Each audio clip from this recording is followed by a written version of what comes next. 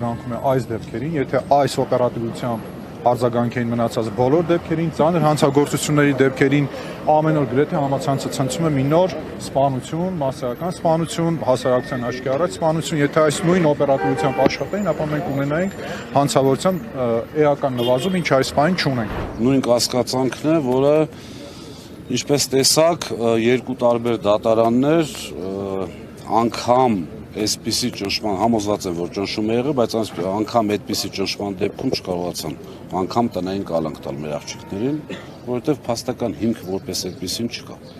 Դատարաններն էլ կամաց-կամաց սկսեն հասկանալ, որ պետք է իրականում արդարադատություն լինի։ Հունիսի 8-ից հետո մենք դատախազներին էլ կազատենք այդ լծից, քննիչներին էլ կազատենք այդ լծից, որովհետև չի լինելու այլևս իրապահ մարմինների աշխատանքի խոչընդոտում կամ պատվերներ։ Իսկ ազգային ժողովում շարունակվում է քառօրյա նստաշրջանը։ Նիկոլ Փաշինյանն ու կառավարության անդամները խորհրդարանում են։ Նիստի սկզբում դահլիճում միայն ԿՊ-ականներն էին, որոնք նիստը սկսեցին ծափերով, ծննդյան շնորհավորանքներով, ինչից հետո Փաշինյանը շարունակել է ներկայացնել կառավարության 2025-ի կատարողականը։ Նրա խոսքով քաղաքացիները խաղաղությունը ավելի շատ են զգում, քան իրենք սպասում էին։ Խաղաղությունը քաղաքացին առաջին հերթին զգում է հոգեբանորեն եւ հոգեպես, որովհետեւ մի ձևի հանդարտություն կա հանրապետությունում, այն նյարդը, այն լարվածությունը, այդ ինչ որ լիցք կա, լիցքը, որը մենք միշտ անդադ զգացել էինք, ներկա ժամանակներում մենք հանդարտություն ենք զգում։ Ադրբեջանն առաջին անգամ ապրանքներ է ներմուծել Հայաստանից։ Պետական մաքսային կոմիտեի տվյալով այս տարվա մարտին Ադրբեջանն առաջին անգամ Հայաստանից ներմուծել է $960 ապրանք, բայց Ադրբեջանը այս տարվա առաջին եռամսյակում Հայաստան է արտահանել $5,757,000 ապրանք, որից $1.5 միլիոն ներմուծել ենք մարտին։ Փաշինյանը հայտարարեց, որ պետք է վիրահատական ճանապարհով լուծել արդարադատության հարցը։ Նրա խոսքով Հայաստանում պետք է լինի այնպիսի համակարգ, որը կբխի ժողովրդից, իսկ սրա համար անհրաժեշտ է նոր սահմանադրություն։ Նիկոլ Փաշինյանը ըստ էության նոր սահմանադրության անհրաժեշտությունը կապեց երկրում արդարություն ու արդարադատություն հաստատելու հետ։ Իսկ հետո նիստերի դահլիճ եկավ ընդդիմությունը եւ գրքերը թեժացան։ Պատգամավոր Գառնիկ Դանիելյանը ներքին գործերի նախարար Արփինե Սարգսյանին հարցրեց. Դավիթ Մինասյանին նման կերպ ձերբակալելու հրամանը ինքն է տվել, թե ոստիկանապետը։ Լսենք նախարարի պատասխանը։ Այդ օրինակում իրականում ոչ մի ծանուցման խնդիր չկար, ոստիկանությունը իր գործառույթն իրականացրել է process-ը հավուր պատշաճի, բայց գլոբալ եթե անդրադառնամ ուժամիջոցների գործադրման ստանդարտին, մենք ներդրել ենք այդպիսի ստանդարտ, որը վերաբերում է նաև բերման ենթարկելուն, դատավարական տերմինոլոգիայով ասված ձերբակալման ինստիտուտին, կան հստակ ստանդարտ օպերացիոն պրոտոկոլներ, որոնք որ հաստատվել են համապատասխան հրամանով եւ դրա շրջանակներում մենք կրթական process-ն ենք կազմակերպում մեր ծառայողների, բայց ուզում եմ նաև շփոթել չլինի, որովհետև իրավիճակը պիտի ոստիկանը տեղում գնահատի։ Դիմադրություն կա թե չկա, ագրեսիվ վարքագիծ կա թե չկա, տարածքում կարող է process-ը անվնաս իրականացնել թե ոչ, կարող է ինչ-որ մեկը խանգարել process-ին թե ոչ, բավական շատ են շերտերը, այնպես որ ուզում եմ վստահ լինեք, որ այն ստանդարտ process-ները, որոնք որ գծագրել ենք ոստիկանության համակարգի տեսանկյունից կան։ Ընդդիմադիր պատգամավորները պնդեցին, որ Փաշինյանը նիստի ընթացքում թիմակիցներին SMS-ներ է ուղարկում եւ հրամաններ տալիս։ Ի պատասխան Փաշինյանը ցույց տվեց հեռախոսի էկրանը։ Սելյայնակիցներ, քիչ առաջ դուք տեսաք ինչպես են SMS-ներով հրահանգներ իջեցվում։ Կոնեն պատկերացումը դա էր։ Մի քանի րոպե առաջ Նիկոլ Փաշինյանը հեռախոսով նկարում էր դահլիճի այս մասը եւ այդ նկարելուց հետո Վահագն Ալեքսանյանի մոտ հարց ծագեց մեր խմբակցության քվեարկությունների մասին։ Շնորհակալություն, պարոն Խաչատրյան։ Ես ուրիշ չեմ նայում։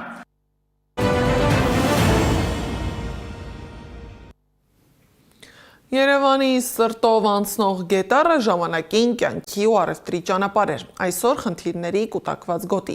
Անձրևներից հետո գետը վարարում է իր հետ բերելով աղբ, կեղտ ու գարշահոտություն։ Ջուրը լցվում է բակեր, նկուղներ, երբեմն մարդկանց տներ, իսկ գետի ափերին արդեն առնետներ են վխտում։ Տասնամյակներ շարունակ այստեղ ապրող բնակիչներն ասում են, գետը վաղուց կորցրել է իր նախկին տեսքը։ Մաքրումը մասնակի, խնդիրը շարունակական։ Ինչու է գետառը շարունակում ողողել մարդկանց կյանքը եւ ում պատասխանատվությունն է այն մաքրելը։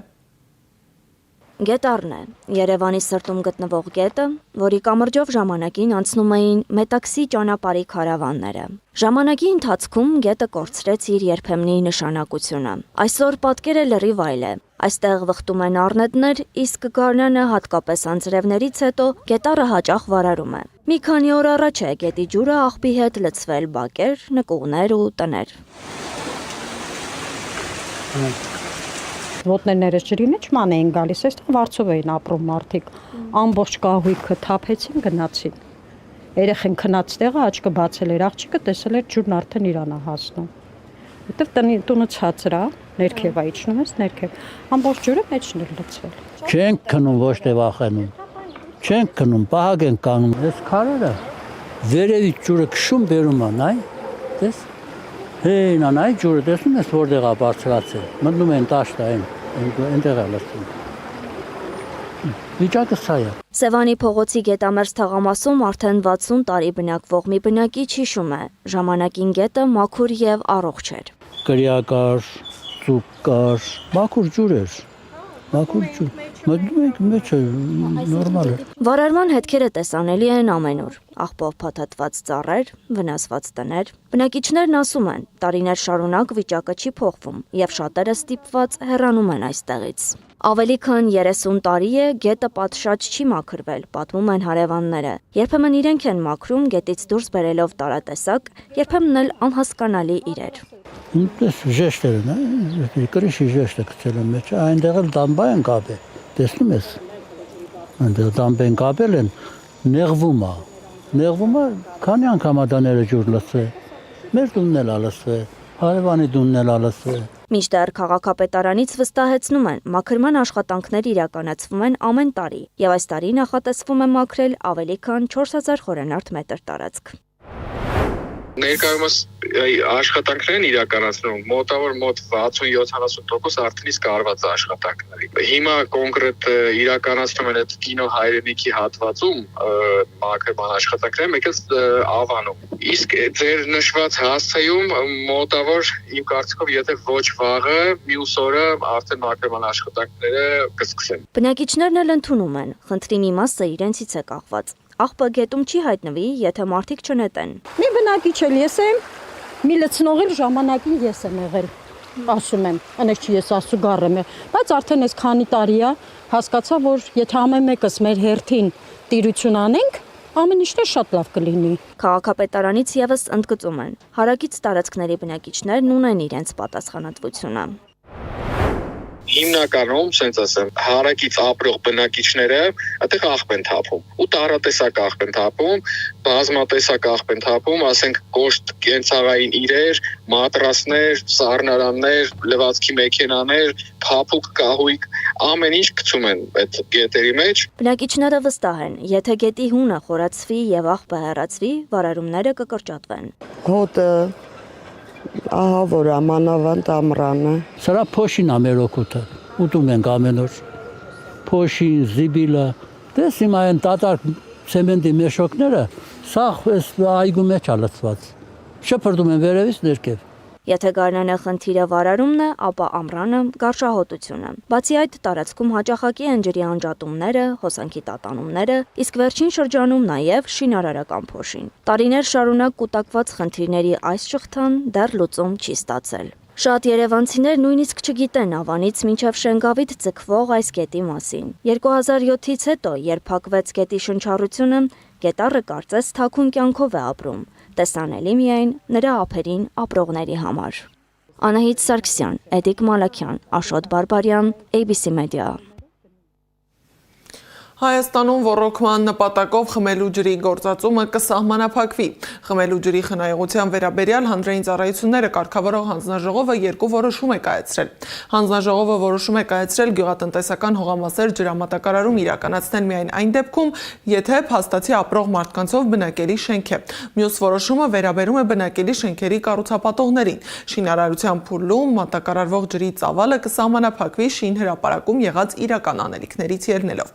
Շենքը շահագործման հանձնելուց հետո ջրամատակարարումը կավելացվի ըստ բնակարանների քանակի։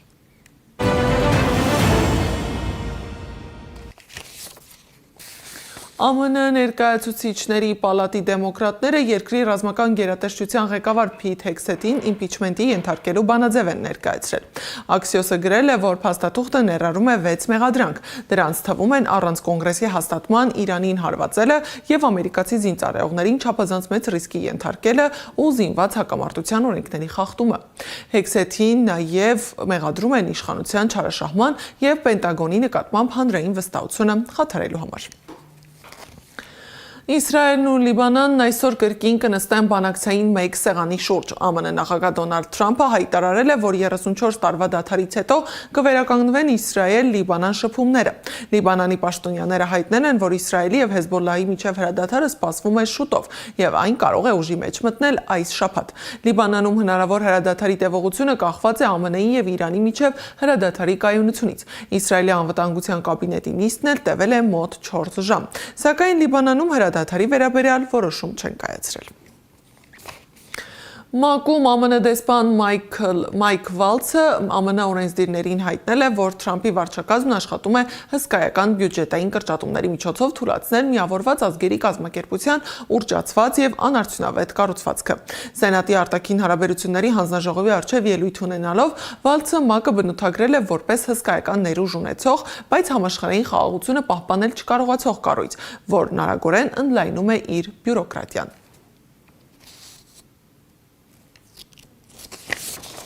Եվ վերջում, BBC-ն պատրաստվում է կրճատել մինչև 2000 աշխատատեղ։ Սա կլինի վերջին 15 տարվա ընթացքում հանրային հեռարձակողի աշխատատեղերի ամենամեծ կրճատումը։ Guardian-ը գրել է, որ կրճատումները կազդեն BBC-ի 21500 աշխատակիցների մոտ 10%-ի վրա։ Ընկերությունում 2011 թվականից ի վեր կրճատումների ամենամեծ փուլը մեկնարկում է մինչև Google-ի նախկին բարձրաստիճան աշխատակից Մեթ Բրիթինի հաջորդ ամիս հեռարձակողի գլխավոր տնօրենի պաշտոնը ստանձնելը։ Այս ժամի համար նախատեսել էինք այսքանը, շարունակեք հետևել մեզ YouTube-ում, Facebook-ում, Telegram-ում, WhatsApp-ում, Instagram-ում, TikTok-ում կամ այցելեք մեր պաշտոնական կայք www.abcmedia.am։ Ժամը 18-ին եթերում կլինի ABC Newsroom-ը։